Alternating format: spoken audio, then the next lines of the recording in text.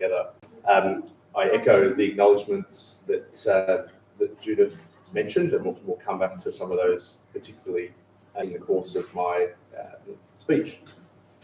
So, very much a friend of the library. I'm a library person. Probably my best known book is called The Library, and it's about libraries. And I'm here with my two daughters, that one there. I'm here with my two daughters who travelled with me on a global tour of libraries, which we did before that book. So in Japan, in the US, in Europe, and it was an amazing, life-changing experience. And so I'm very much a library friend of this library and friend of libraries in general. Had the great opportunity, as Judith mentioned, of writing about the PMI library earlier this year. I've spoken here before, and it was a great atmosphere, and I really appreciate it.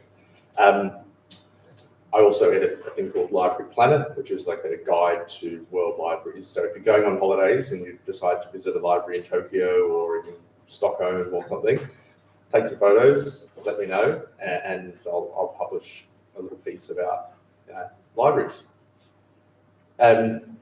So the talk mostly this evening is about the Abbotsford Convent, and what I've got in mind is I'll do a bit of a sort of formal talk, but please do ask questions along the way if you like, and then we'll have a more formal sort of Q&A section at the end.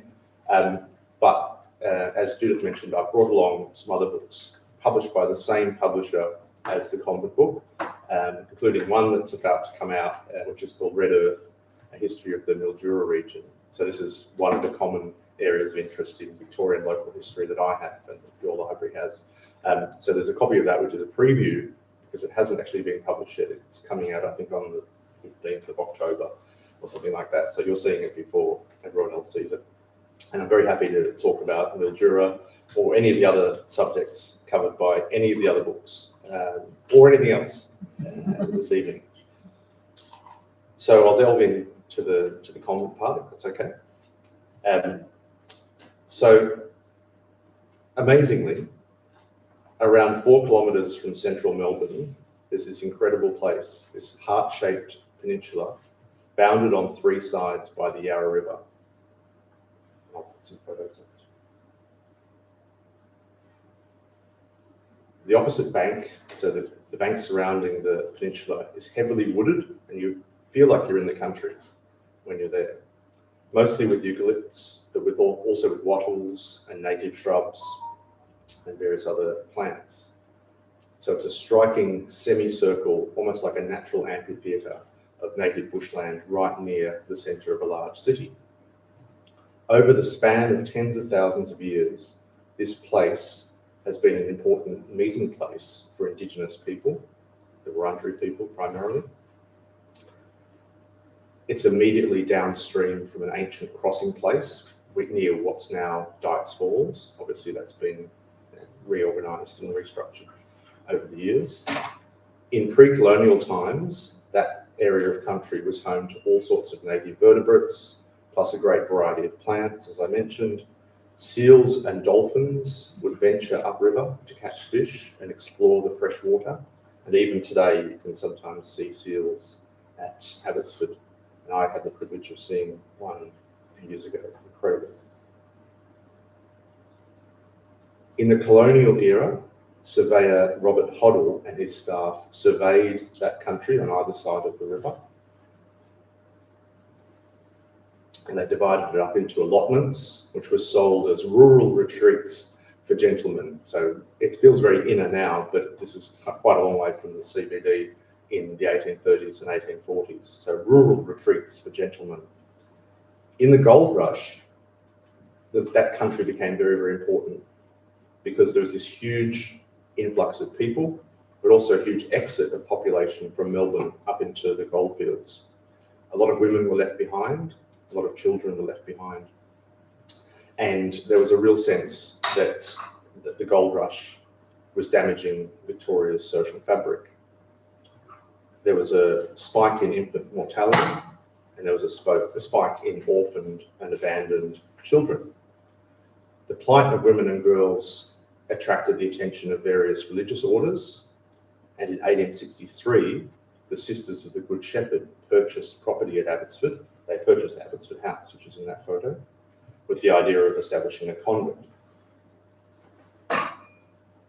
Quolls, koalas, and possums famously disturbed the sisters' rest when they first arrived, but the human welcome was much more pleasing. People from across Melbourne and even further afield greeted their arrival with interest and gratitude. In 1864, just a short time after, the State Parliament, the newly created Victorian Parliament, passed the Neglected and Criminal Children's Act, which allowed for the establishment of industrial schools and reformatories. These are important differences in these categories, although they're sometimes blurred together. Industrial schools were for trade training for neglected children, so-called neglected children. All sorts of different children ended up in that category. And the reformatories were for so-called criminal children. But again, lots of different children ended up in that category. So for the wards and inmates of the convent, daily life behind the wall was all about hard work, holy observance, segregation, rigid rules, and a rigid routine. Great efforts were made to occupy the minds and bodies of the reformatory and industrial school inmates who, like the penitents, were not permitted to speak of their former life before they were in the convent or their past misdeeds. They also were forbidden to form close friendships while they were there. And the separation of different categories of inmates extended even to the church, where there were partitions dividing the different spaces, so they couldn't even talk to each other in church. The convent became an important institution, and its industrial laundry became an important business. And we'll talk about this in the Q&A. There are all sorts of claims and counterclaims about the convent and about the treatment of people there, which we can go into.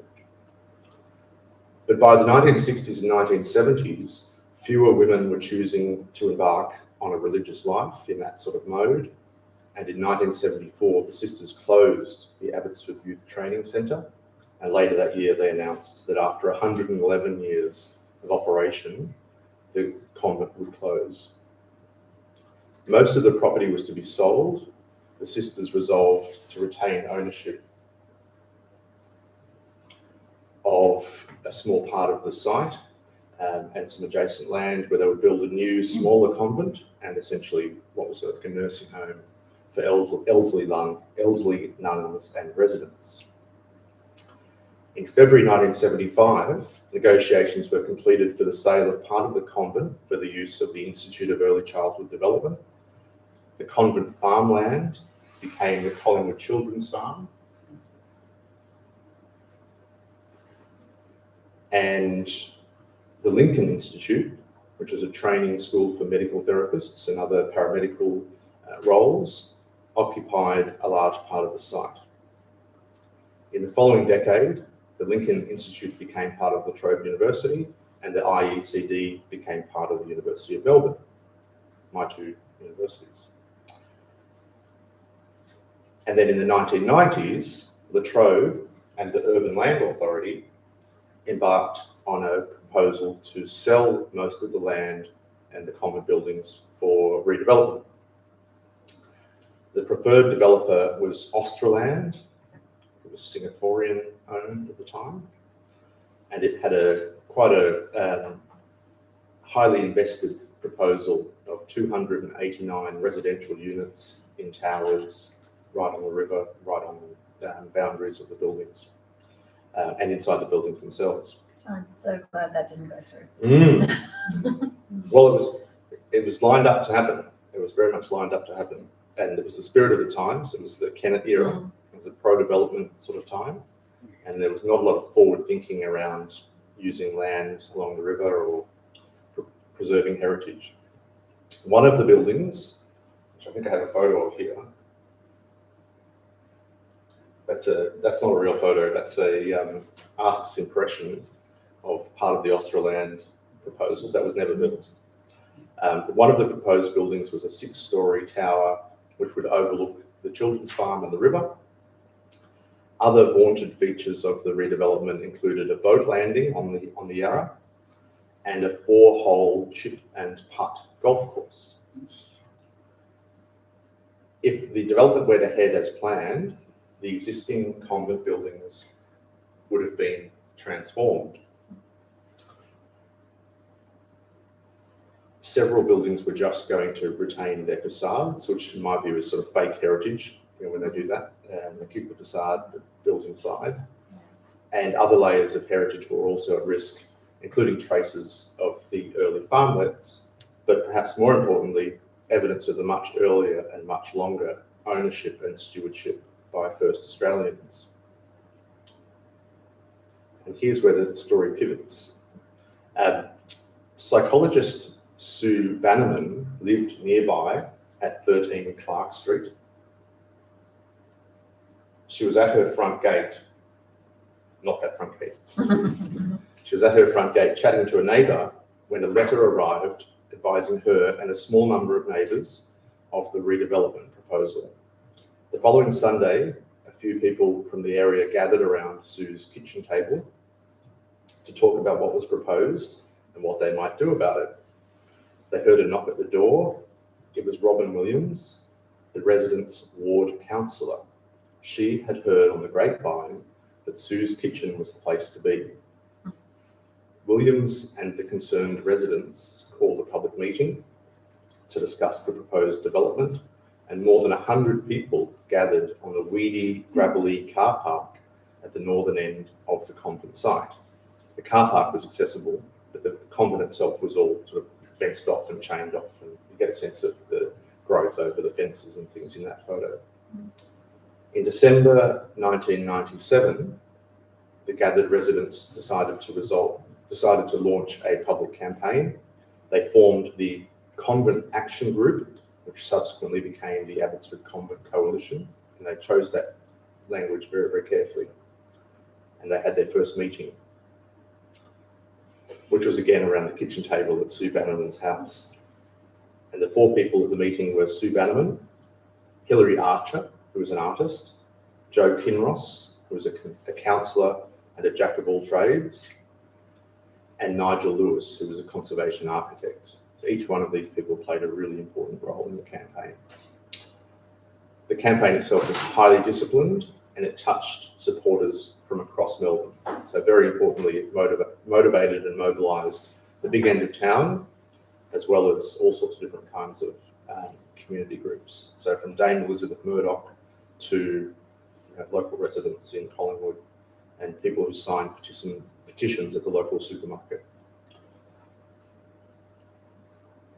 The campaign went through a series of phase shifts from being a community interest group, or from being a group of local residents, to being a community interest group, to being a social enterprise, a planning proponent, and a formal participant in a legal planning process.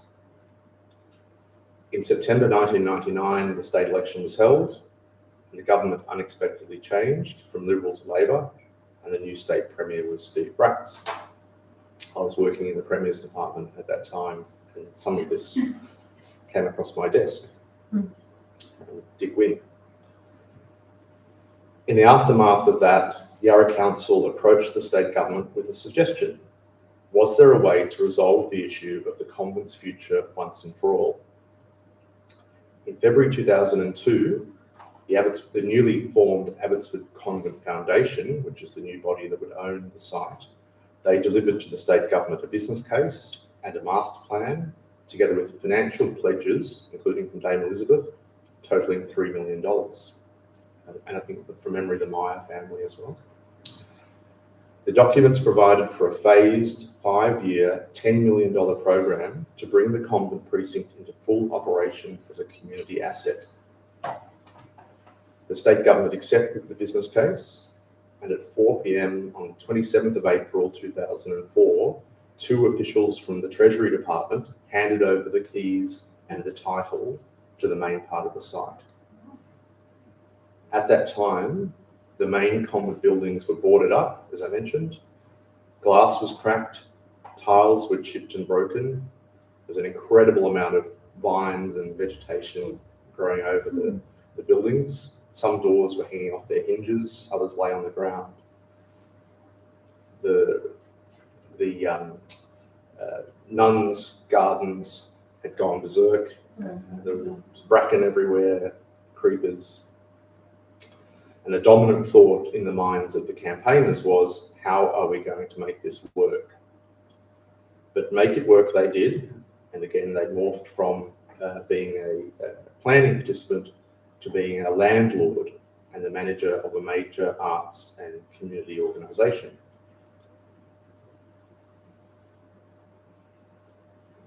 The convent has become a vibrant cultural precinct, attracting thousands of visitors each year. The site is internationally important as a well-preserved 19th century conventual landscape. And the story is also very important locally. In addition to the layers of heritage, the saving of the convent was one of the few successful community campaigns ever to be waged in Victoria. Remember Willsmere, remember the Grand Prix, and remember a lot of others. Most of them didn't have a particularly great ending. The campaigners proved to be very prescient because, as I said, open space along the river.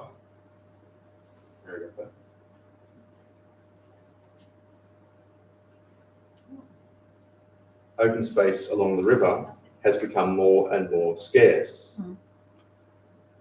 In 2017, the convent achieved major recognition by being added to the Australian National Heritage List, where it joined iconic landmarks, including the Royal Exhibition Building, Sydney Opera House, and Melbourne Cricket Ground, in achieving the country's highest level of heritage recognition. So I'll end the formal talk now, if that's okay. And then, as I said, very happy to have a conversation and Q&A. And I'm sorry about the chaotic photos. And also very happy to talk about any of the other projects that I mentioned earlier. Stuart, did the foundation have to buy the property from someone? No. They had to prove to the state government that they could manage it in a sustainable way without ongoing government funding.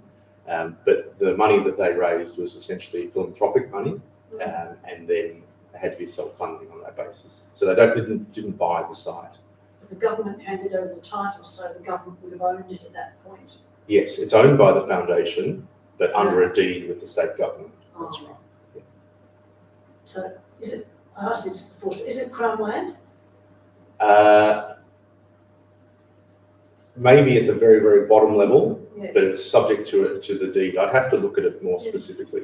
I remember when I was on the board for about a decade, and it was owned by the board members because the only members of the foundation are the board members, and so I was one of the owners of the convent, but only in the sense of governance, not in an economic sense, because the convent foundation couldn't dispose of the asset or anything like that. They own it on behalf of the community through this deed arrangement with the state. So I think legally, you might be right, it's crown land underneath. It doesn't have its specific act or legislation, unlike the PMI formula, but I'm not 100% sure about the legal status. I think it falls under one of the state acts. So my understanding was that within a chain of the river's edge was government land. Yes. Beyond that was owned by... It had been freehold previously, Yes. because it was subdivided in that original Hoddle farmlet structure. It had been privately owned, with the exception of that space along the edge, which was effectively owned by, I think, Melbourne Water, through Parks Victoria. Yeah, I think there's multiple owners on the peninsula. There's Melbourne Water, the strip of land on the edge is Parks Victoria. The Collingwood Children's Farm is owned, I think, by the local council, I think, or it's an entity that's underneath the Yarra Council. And then there's the convent itself, remembering that there's a little bit that's owned by the nuns and the Good Shepherd as well. So it's complicated. So you'd be confident that its future is secure? I think so, yes. Well, they survived through COVID, didn't they? I mean, it's an organisation that depends on visitation and tenancy. And if you can survive through a time when there's no visitors and hardly any tenants. So they've got really important friends and supporters. And yeah, I think they've made the model work. They're going through a master planning process now. looking for the next generation of funding and the next generation of investment on the site. So the funding is philanthropic or Primarily, I think they would be seeking to raise recurrent government. funding from government or? They've never had recurrent funding from government. Obviously, during COVID, they had all the things that everyone else had, like JobKeeper and those sorts of things. But no, it's never been something that's regularly funded out of the state budget. They've had co-funding from different levels of government for specific investments, like the Magdalen laundries and other key investments. But they had money from the federal government as well as the state government for that. And the heritage register listing that I mentioned has really been an important catalyst, particularly for federal government funding. The heritage listing would also require it to be maintained as well. Mm, And that's right. That's costly for a building of that age. Yes, definitely. So who else would go? For me personally, I only really learned about the convent sort of this year. I've been there now a few times as well. The last time I was there, I was sort of wandering around with my kids spotted it. They're like, "Is that a school, Mum?" Yes, yes. Do there's they a actually school. have a school in there? Yes, it's one of the tenants, one of the first tenants. Oh, okay. Yeah, it's a Steiner school. Yeah. Yeah, I think it's just a primary school. But yeah, they've had some pretty famous graduates come through there. So again, complicated because it had that heritage of La Trobe University and Melbourne University. Within the convent proper, there's the Steiner School as a tenant, but also separately next to the convent, there's still a Melbourne University ELC there as well. So both of my girls went through that ELC. Okay. Yeah, that's still Melbourne University land on the other side of St Heliers Street. So there's two schools on the peninsula. There's the Steiner School, which is a tenant, and then there's the ELC. Okay. Because I wasn't expecting to see a school. The little bit of research I'd done on my own, I'm like, okay, so they have people who hire spaces here. I thought it'd be like sole traders and things like that mostly. And yeah, my kids spotted a school. I'm like, I did not expect that. It's amazing. There's incredible congruence between the concept that the campaigners had and what was built and what was actually achieved. The way they articulated the original concept was as an education and cultural precinct. Okay. And so having the Steiner School there early on was very much aligned with that vision. And yeah, they've been a great tenant for 20 years. It was used for other purposes too over the years. It's a hospital, I think, at one stage. They had a medical school there for a while, and in the convent era, there was sort of, places where so-called fallen women could go, things like that, just sort of similar to medical care. They had all sorts of different kinds of service lines and all sorts of different categories of people. There are great stories of escapes, of nuns deciding to leave, but also of young people who were there as part of like the industrial school or the reformatories, scaling the walls at night and then running off into the local neighbourhood, having the police chase them, people swimming across the river, people stealing chickens from the farmyard, what was essentially the convent larder. So they had fruit and vegetables growing, but also livestock, and a lot of the local kids would go and steal the chickens and things like that. I've touched on this before. It's a very delicate thing to write about because women who were there had often terrible experiences, and there's lots of scar tissue around what it was like to be a nun there, or what it was like to be an inmate, broadly defined. It wasn't so much because there was abuse, but there was a real coldness to the ethos of the order. So they didn't ask people about why they were upset, and they had this rule they wouldn't touch people, so there's no touching. So it was quite a cold experience, and some of the people who ended up in there had terrible experiences like miscarriages and all sorts of things, escaping abuse. And they went to this place which was a refuge. They were safe, but emotionally really cold and really Why? difficult. Second, sorry. And so it's very difficult. I'll throw to you if you want. Very difficult in that sense, but also it was quite a partisan and sectarian debate. A lot of the non-Catholic element were quite critical of the convent, either because it was taking jobs from other businesses because they had this huge laundry, or they were just finding reasons to criticise the treatment of people there. The people running the convent were very transparent, so they would bring people in and show them what happened and how people were treated. And a lot of people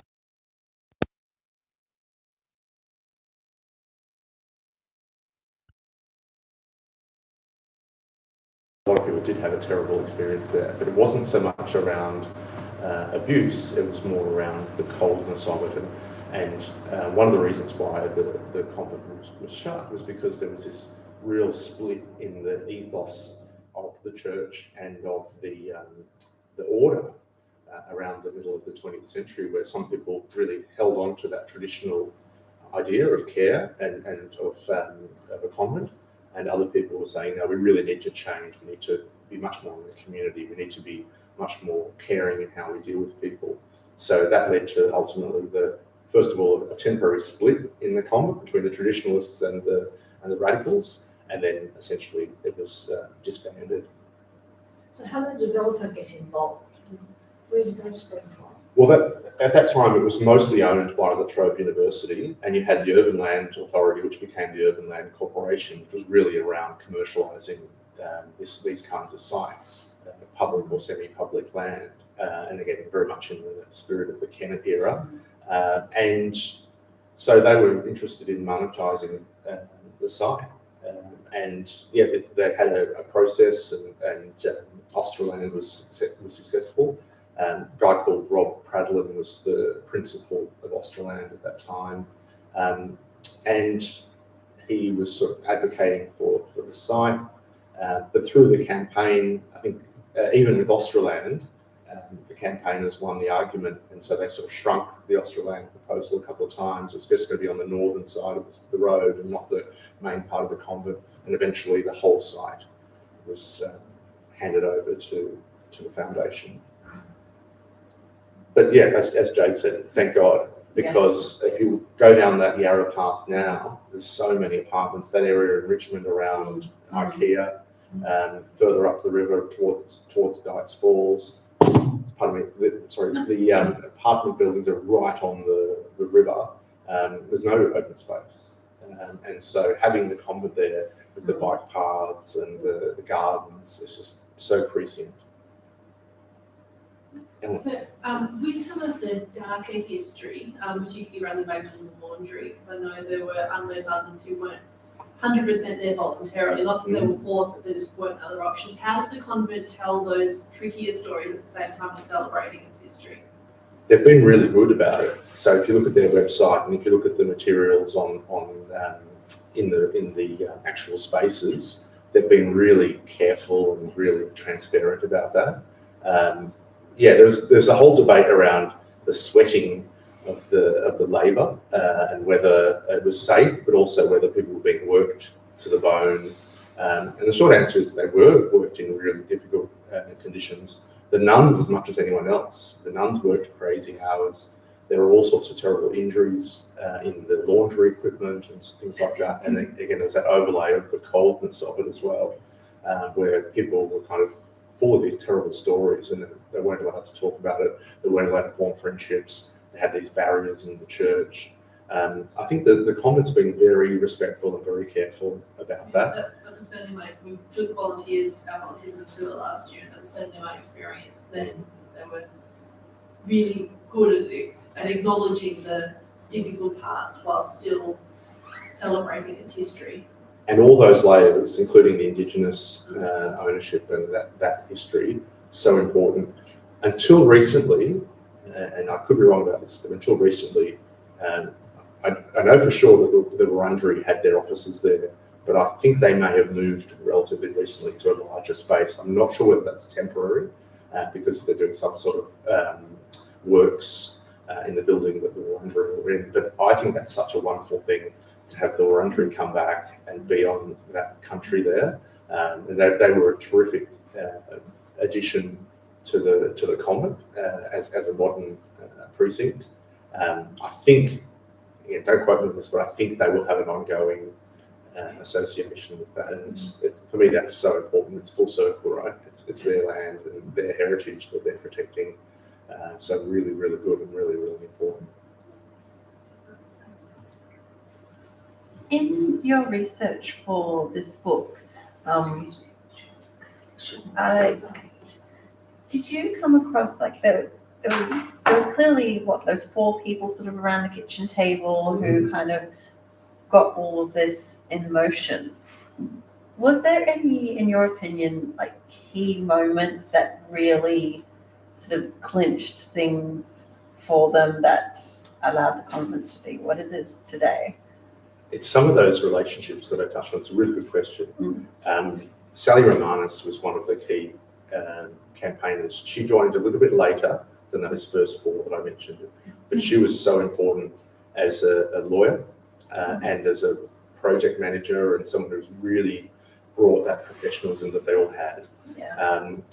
There was a couple of signature moments, including with Dame Elizabeth, where I think it was Sally and possibly Nigel drove down to Cruden Farm in, I think it was a Peugeot, and I think Dame Elizabeth had a Peugeot at some point, so that was important.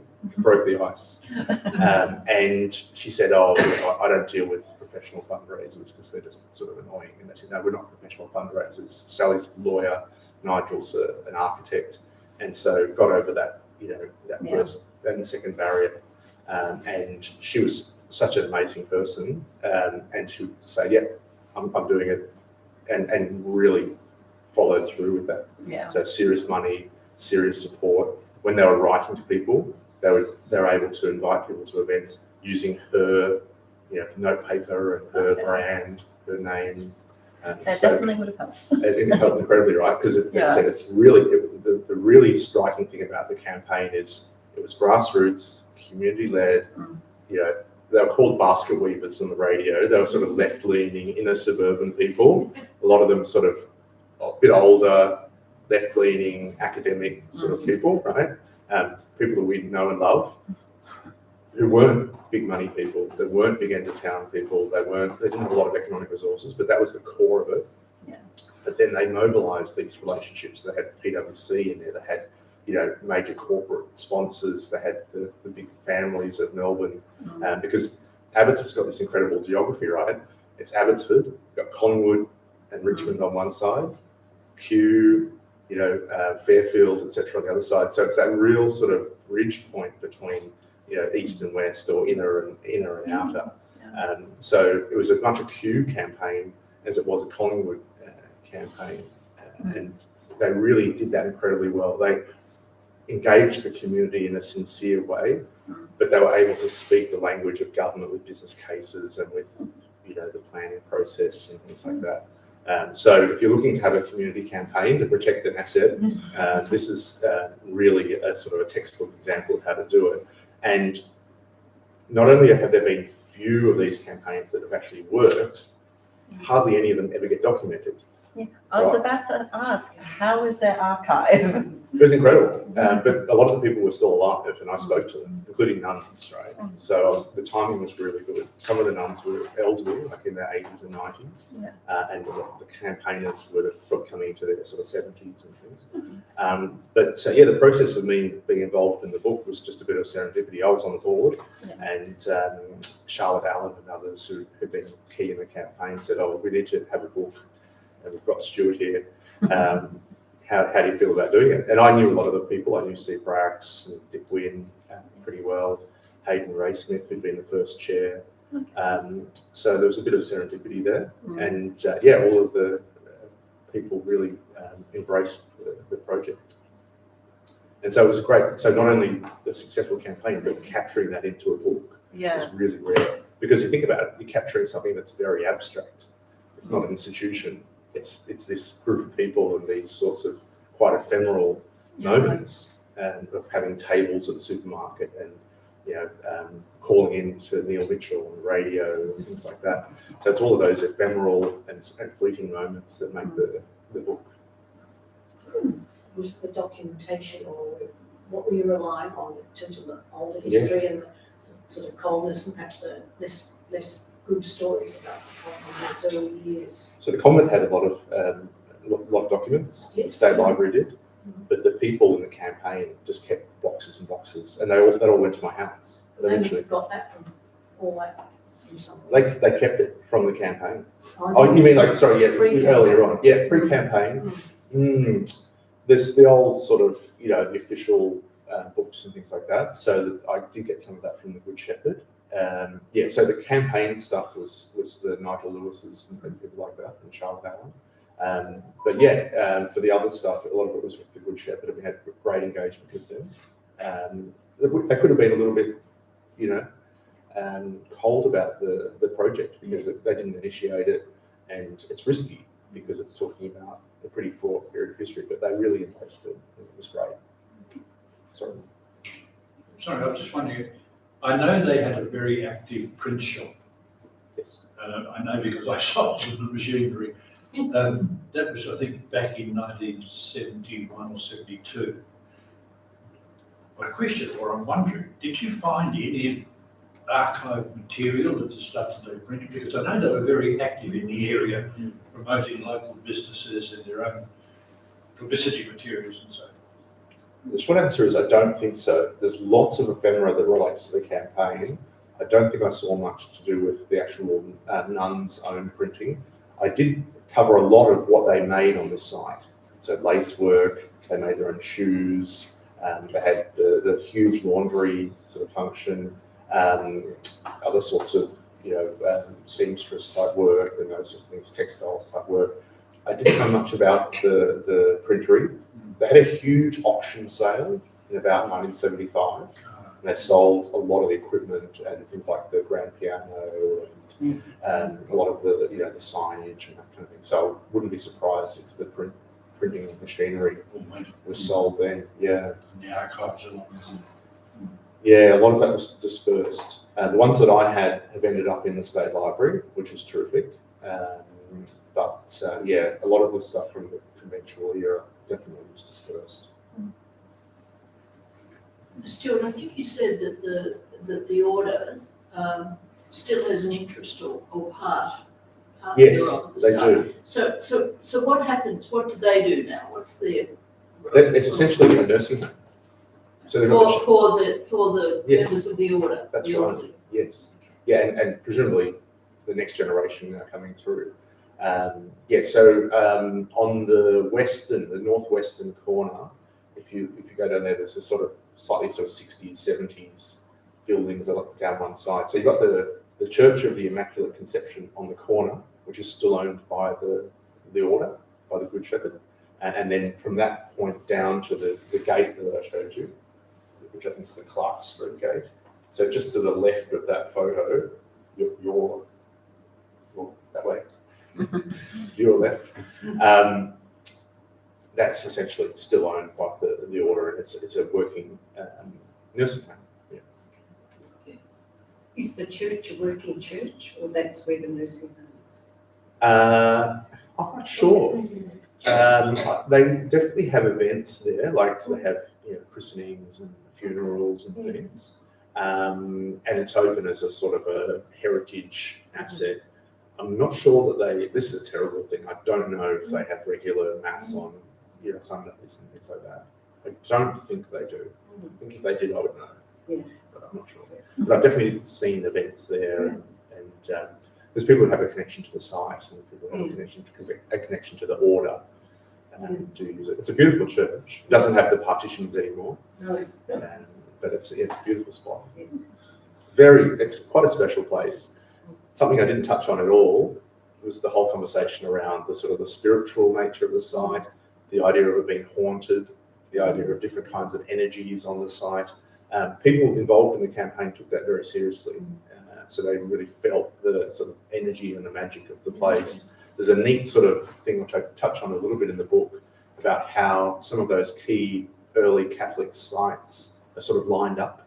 So there's a church in Northcote, up on the hill there. Conley ones sort of thing. Yeah, exactly like that. These sort of lines of energy between these, which, obviously, it's Might make it contentious. cross. Yes. So there's a really interesting story there, and people having feelings when they're in there of other, spirits and other energies and things. There'd be bad ones too. Oh, for the troubled 100%. people there. 100% for some of the experiences that people had. Yeah.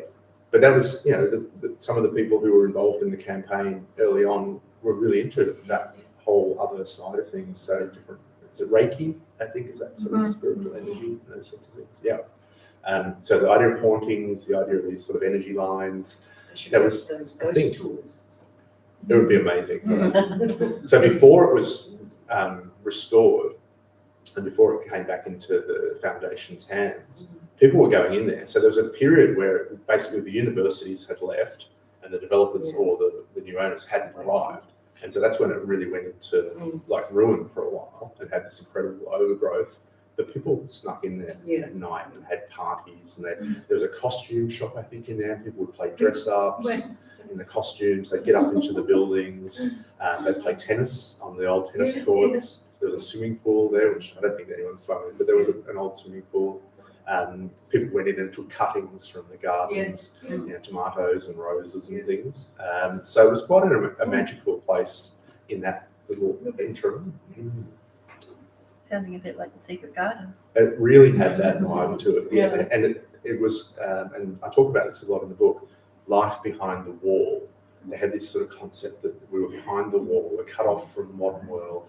It's a private place, and that wall was really a real wall. Yeah. And people, hurt themselves trying to climb over it. And then, later on, it was fenced off. Is that helpful? Is that a good sort of conversation? Do you want to tell us a bit about your latest book? Yes. So Which is it sounds like a production line, but I promise you it's not. Although it sort of is, a bibliographical one. So a book's just come out about a week ago. It's called Snows and the Golden Age of Australian Department Stores. I'll give you the short version of why I'm doing that. My very first book was about an antiquarian bookseller. The second book was about the Penguin family and the history of Penguin. 2 out of 3 founding members of the founding generation of Penguin Books settled in Australia, and one of them settled in Melbourne. So there's a Melbourne Penguin element, a very important one. And Melbourne has some of the biggest Penguin archives, including at Melbourne University. The Penguin people in Melbourne, so Elizabeth Lane, her mum was a Snow. So she was the daughter of Sir Sidney Snow, who was a political figure and founder of Snow's department stores. And it was one of the big mid-20th century stores like Foy's and Anthony Borden and all these names that none of us think of anymore. But before Myra and Grace Brothers, you had George's and Foy's and Borden's and Snow's. And so we've done a book on Snow's, and it's come together really nicely. It's got a penguin sort of element, but it's really celebrating that mid-century thing of when retailers made money. Now it's the landlords that make money, but for a while the retailers made money before Chadstone and before the big sort of suburban shopping centres. The next book, which is coming out in about 3 weeks, is called Red Earth. There's a copy of it going around. It hasn't been published yet. It's another University of Melbourne University publishing title, and it's the history of the Mildura region. So it's Mildura, but all the way down to Oyun and Mitiak and places like that, and across to the South Australian border. And that's come together well as a piece of publishing. The publisher's done a beautiful job of the design and everything. It's an Aganya Press imprint, which is a sub-imprint of MVP. Next one, I'm working on the history of La Trobe University, which is almost completely written and about to go into editing, and it'll come out in 2027, which is the 60th anniversary of the university.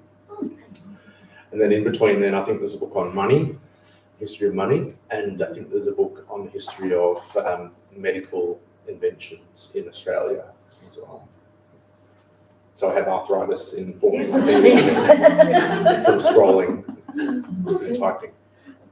Your publishing range is so diverse. How do you end up with these different projects? Do you seek them out, or do people come to you, or a mixture? It's a mixture. So there's a few that I initiated, and there's a few that I was approached to do. The convent I've sort of talked to you about, that was a bit of serendipity of just being on the board. But that led to my relationship with Melbourne University Publishing. I hadn't published with them before. And we met them through one of the other board members who was from the National Gallery.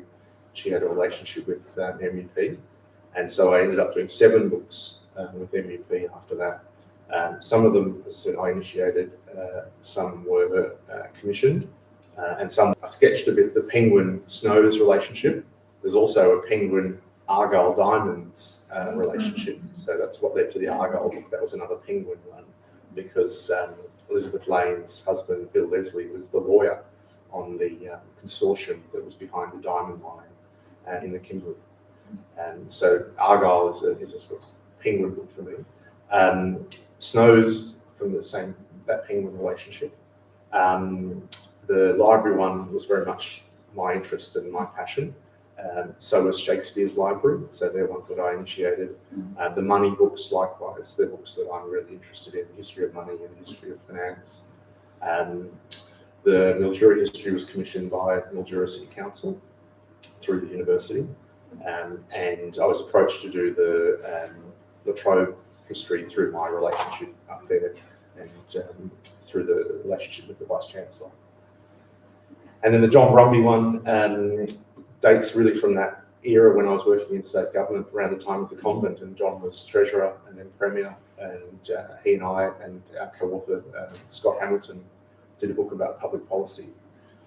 So all of them have some sort of connection to each other, and all of them somehow have an anchor back somewhere in my sort of journey. I deliberately did a thing when I was in my 30s of trying to do as many different kinds of jobs as possible and sampling lots of different sectors. So I worked in government, I worked in finance, I worked in publishing, I dabbled a little bit in the army through Army Reserve and that kind of thing. Even though I'm a sort of left-leaning person, I spent a bit of time in the Army Reserve, and all sorts of other spheres as well, emergency management, consulting. And I think it was a healthy thing, because you don't know, right? You're coming into the professions, you don't know what you're suited to and what you like. And every one of those became a little kind of block that turned into something like writing about money and finance, or writing about publishing, writing about retailing. I worked in retailing, worked as a bookseller, worked in Myer. So each one of those had a thread. Yeah. So it's nice to be able to write in an area that you know, but also to make to draw value from your own sort of experiences into the books. It's kind of very intellectually satisfying. Just interested to talk about, you wrote about the history of La Trobe. What did you sort of learn about La Trobe and the ethos of La Trobe during doing that, and compared, say, with another similar university at its time, Monash, for example? How did you? Yes, that's a great question. There's a few threads there. The time of its creation was important. It was a bit later, obviously, than the Monash. Monash was 50s. Yeah, Late 50s, early 60s. Yeah, so the difference between the late 50s and the late 60s was pretty striking. So La Trobe, they went through this amazing pivot. So 1967 was the first year, but obviously they were brewing before that, and back to say 64. I'm saying this in square brackets and with lots of love. La Trobe was very much, speaking of that big end of town, it was very much a Liberal Party, conservative, old Melbourne project. So it was Bolte, it was Menzies, incredible number of BHP people were involved. The Chancellor was an ICI executive. So it was a big industry. It was ICI, BHP, it was Liberal Party, it was Conservative Melbourne, it was Blake and Wriggle, it was, JB Weir, right?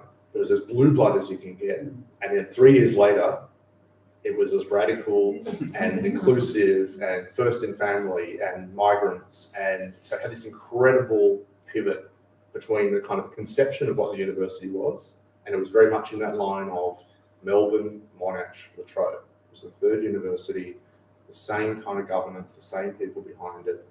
But very, very quickly, partly as a result of where it was, partly as a result of how it was built, partly as a result of the time, it turned into something quite different. And how did those blue bloods and those sort of people who set it up feel that after Well- such a rapid time? Well, they named the second college after Menzies, and he was really chuffed and he loved it, and he would go to campus and be quite safe there. But by like 1970, he couldn't even go there. Right, he would be sent off because he had the anti-war protests and things. So it was a real change. It was a big change. And the very, very founding sort of instruments, he had the idea of religious colleges, university regiment, rowing club, which was a boat club, right? Boat club, very important language. A few years later, the idea of having a regiment there, forget about it. Couldn't even be in uniform and go on campus, right? So there's that kind of real tension between these sort of blue blood conservative roots and then the sort of radical tradition. The radical tradition has been overstated. It was always left and right all the way through. But it definitely became much more a first in family, different demographic, much more of a migrant background, much more a non-academic sort of background. And there's some really positive elements of that because La Trobe was great. Two things to answer your question. One is they were great at finding talent that other people overlooked. So they had different pathways of coming in based on merit, not based on your marks. And so they did really well with that. And the other is they were an engine of innovation and quality for the whole sector. So whenever they created a centre that worked or a subject that worked, or they built up a great person like Peter Singer, what happened? They went to Melbourne, they went to ANU, they went to Monash, right? So La Trobe is this fertiliser of the sector. So the one reason why Melbourne University is a great university is because of La Trobe University. No one's ever said that. It's definitely true. There's an incredible flow of scholars, centres, graduates from La Trobe to Melbourne and ANU and Monash and Sidero and other places. So they've always had that excellence, but they've had the inclusion as well. And they've had disastrous periods. They had a long period where they had a vice chancellor who's no longer alive, who didn't run it very well. They had a sort of a big flat period, sort of 80s, 90s. So that turned them, it affected their ranking. But so the Trobe's a fun story. Unfortunately, it was always a recruitment ground for people in the area that we grew up in, sort of Eltham and all around most aspects of the Trobe. Lots of academics lived in Eltham and still do. If you've enjoyed what you've heard tonight and not been here before, leave your contact details back there. There's still more tea and biscuits if you want to stay a bit longer. I'm sure Mr. will be happy to talk more about his books. Definitely. I haven't had a chance to have a look at some of them as they've gone around. We're so lucky to have you back with us. I've really enjoyed being here. Wealth of information, and I love the broad range of topics. You've clearly got a short attention span like that, which is fine, but then you delve into this and that, and then you go back and keep doing it. Keep doing it. Wonderful. And it must be quite challenging as a writer to have such a broad spectrum of interests and things that you can write about too, rather than traditional historians which tend to be very focused on particular themes. So please thank Stuart very much again. From